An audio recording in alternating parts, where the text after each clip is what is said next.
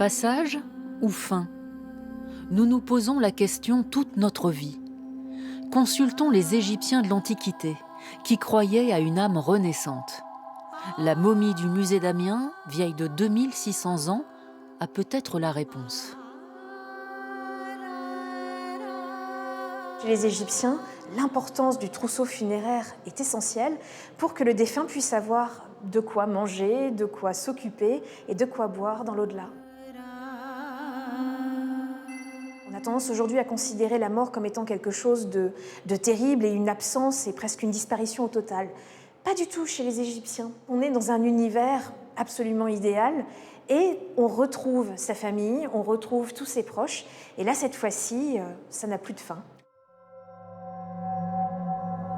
Dans son cercueil, le défunt est accompagné de vases en albâtre, vases canopes, où sont placés les viscères afin que le corps soit préservé le plus longtemps possible.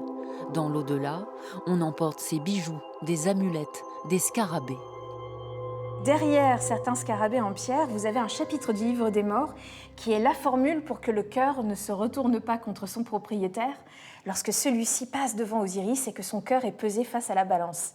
Ça permet en quelque sorte d'effacer en partie certains péchés. Emportons-nous encore nos bijoux usuels dans ces tombes qui ont perdu de leur superbe, à côté des tombes en pierre où le lierre vient comme un réconfort.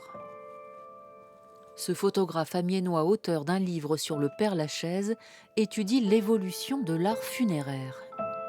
Les familles se sont construites des maisons. En fait, la maison qu'on avait dans la vie, on l'a transposée au cimetière, puisque la chapelle, le tombeau de manière générale, allait accueillir tout le monde dans l'après-vie. On continuait à vivre ensemble dans la mort.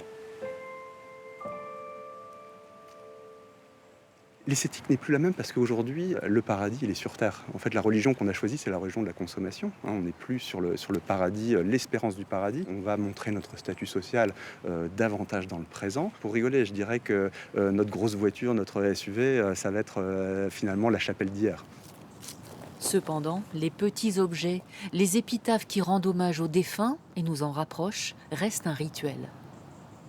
Pour moi, l'épitaphe, c'est vraiment le concentré de tendresse qu'on vient verser sur la tombe de la personne qu'on a aimée. Quelles que soient les tensions qu'on a pu avoir avec elle, à la fin, il reste cet ultime étreint, cette dernière caresse qu'on laisse avec l'épitaphe. Mais les cimetières sont-ils en train de mourir? De plus en plus désertés, sauf au moment de la Toussaint, alors qu'ils ont beaucoup à nous apprendre, comme la peinture. Ce qui est fantastique avec la peinture, c'est qu'elle permet de rendre visible ce qui ne l'est pas. Et c'est vrai que la mort nous échappe d'un certain côté, le processus ou ce qui arrive après. Donc c'est très important parce que ça permet aussi d'imaginer un possible et de réfléchir par rapport à ses croyances, à sa conception de la vie, à son idée de la mort. Les cimetières sont aussi une belle invitation à profiter de la vie.